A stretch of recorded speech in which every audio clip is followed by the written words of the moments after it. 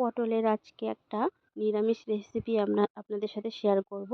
তো পটলগুলো প্রথমে আমি অল্প খোসা রেখে ছাড়িয়ে নিয়েছি, তারপর দুপাশ থেকে আমি একটু চিড়ে দিয়েছি। এদিকে একটা মিক্সিতে আমি আদা, কাঁচা লঙ্কা আর বেশ কিছুটা কাজু বাদাম নিয়ে মিক্সচার করে নেব। তো এদিকে একটা কড়াইতে তেল গরম করে পটলগুলো আমি একটু নুন দিয়ে ভালো করে ভেজে নামিয়ে নেব। এইদিকে একটা গুঁড়ো মশলার পেস্ট বানাবো।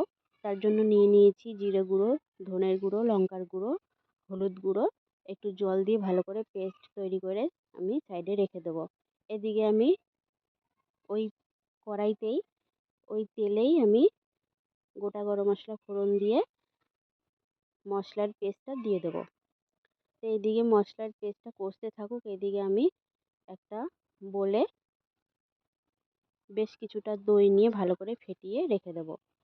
ওইদিকে মশলা কষানো হয়ে গেলে কাজু বাদামের পেস্টটা দিয়ে ভালো করে আমি মশলাটা কষিয়ে নেব। মশলা কষানো হয়ে গেলে এদিকে টক দইটা আমি দিয়ে দেবো। টক দইটা দেওয়ার পরে ভালো করে আমি কষিয়ে নেব।